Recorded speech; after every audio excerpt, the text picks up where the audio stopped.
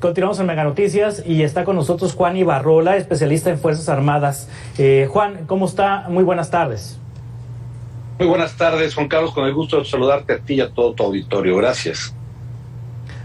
Hoy 3 años de la Guardia Nacional. La Guardia Nacional, una de las 3 instituciones mejor vistas por los ciudadanos, de acuerdo con el Instituto Nacional de Estadística y Geografía, genera mucha confianza junto con el Ejército y la Marina. Eso por un lado, pero muy criticada porque los homicidios están imparables en el país, el tema de inseguridad no se ha solucionado y a 3 años de la creación de esta Guardia Nacional hay quienes dicen que no hay resultados palpables a pesar de que el gobierno afirma lo contrario. ¿Cuál es su reflexión a 3 años de la Guardia Nacional?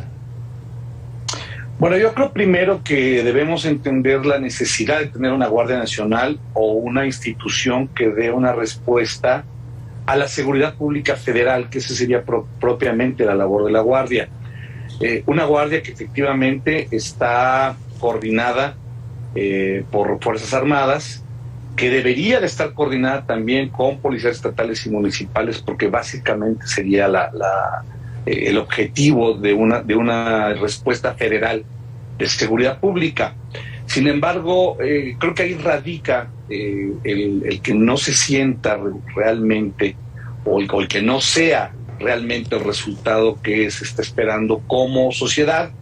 El resultado, hoy lo dijo el general secretario de la Defensa en esta ceremonia del 3er aniversario, que falta mucho por hacer, que no es suficiente lo que se ha hecho y que bajo ninguna circunstancia se va a quedar esta Guardia con unos resultados pobres. Ahora, ¿qué es lo que sucede? Que sí se necesita mucha coordinación, es decir, no es solamente responsabilidad de la Guardia el tema de la ciudad pública,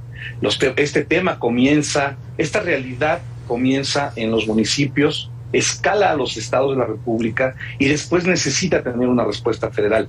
Con estos números que presentaste a cuadro, del número de elementos que se tienen, que rebasan los 314,000 elementos para hacerle frente a una situación como la que tenemos, contra un país de casi 130 millones de mexicanos, con una extensión territorial como la que tenemos, pues definitivamente no se pueden tener los resultados tan rápidos que la sociedad espera, sobre todo porque la política que el presidente ha emprendido no es una política que esté basada en el uso legal de la fuerza y la violencia.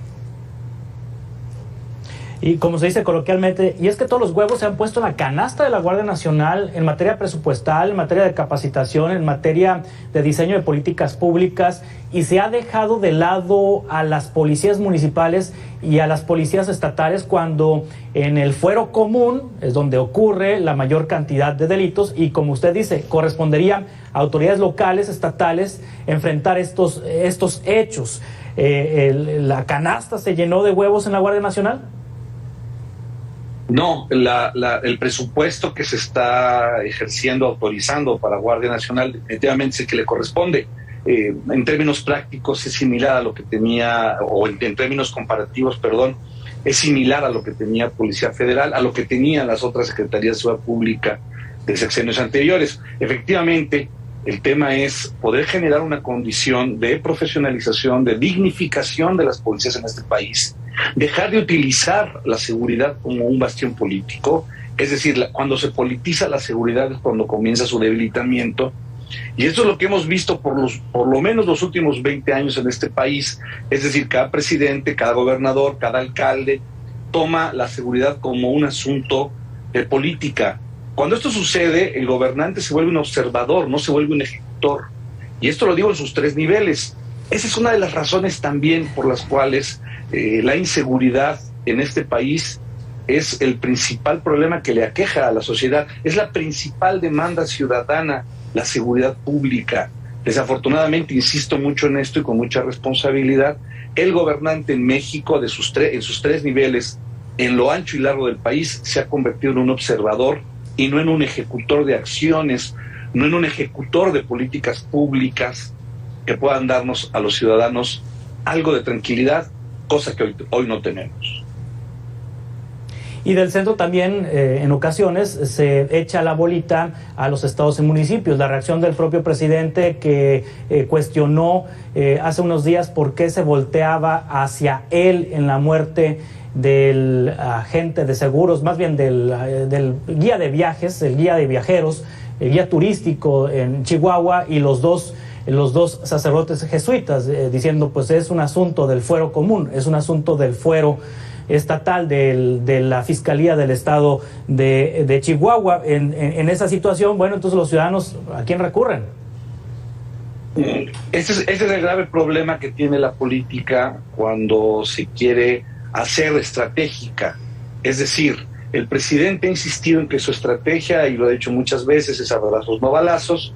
El presidente ha insistido desde su discurso y su mensaje político que este gobierno es diferente, pero en la realidad todas las presidencias de México van a enfrentar este problema y lo han enfrentado. ¿Qué le está pasando al presidente? Que el tiempo ya le está llegando al momento de ese reclamo nacional, sobre todo por el protagonismo que el presidente López Obrador ha ejercido. Esto no lo digo como crítica, lo digo como realidad. Es el presidente pues más popular que ha tenido este país, por lo menos en los últimos años. Entonces, deslindarse o victimizarse en una responsabilidad que tienen todos los presidentes de México, todos los comandantes supremos de las Fuerzas Armadas, pues simple y sencillamente rompe con este discurso de él. Es decir, él sí ataca a otros presidentes, en especial a Felipe Calderón, de una guerra, de unos muertos, de unas masacres, cuando en México estamos teniendo una guerra, muchos muertos, muchas masacres y demasiada violencia hacia el ciudadano. Esto entonces debe de cambiar a ya no ser un mensaje político, sino una verdadera estrategia de seguridad conjunta con los tres niveles de gobierno, para que, insisto, los mexicanos podamos estar por lo menos más tranquilos. Sí, Juan, finalmente le pregunto, dígame algo positivo de la Guardia Nacional en estos 3 años. ¿Hay algún aspecto positivo que usted resalte? Definitivamente sí, porque aún ya a pesar de la polémica que generó su creación, es decir, que estuviera más versada hacia la parte militar, cuando en realidad todas las gendarmerías, todas las guardias nacionales del mundo tienen el componente de una administración civil con una tutela militar. Pero aquí la parte importante y positiva es que los resultados que ha dado la Guardia Nacional, aunque esto suene cínico o aunque esto suene fuera de proporción, han sido los resultados correctos para una institución que tiene 3 años de haberse creado. Una institución que se creó de cero, es decir, se sustituye a la Policía Federal de México, se sustituye a la Comisión Nacional de Seguridad con una nueva Secretaría de Estado, pero lo más importante, con un componente de seguridad pública federal que tiene una disciplina militar, que está intentando tener una proximidad social, que esto por supuesto se lo da esta fuerza que nuestros soldados, pilotos y marinos en México le dan a la sociedad. Es decir, esta base o este pie veterano de la Guardia, que es militar, es lo que está generando esta confianza hacia la gente. ¿Qué es lo que pasa? Que lo que vemos son pequeños detalles, pequeñas características, eventos muy aislados que suceden y que estamos viendo en redes sociales, pero esa no es la realidad de la Guardia Nacional. La Guardia está funcionando, la Guardia está dando los resultados que una institución, insisto, con 3 años de haber nacido, con los presupuestos que tiene, con la realidad que está enfrentando, por supuesto que sus resultados son positivos. Juan Ibarrola, gracias por sus reflexiones, sus comentarios. Esta tarde estamos en contacto para futuras conversaciones, si le parece. Gracias, Carlos. Juan Carlos, un saludo para ti y para todo tu auditorio. Gracias. Hasta pronto. Y le cuento que el gobierno federal ha echado mano de las Fuerzas Armadas.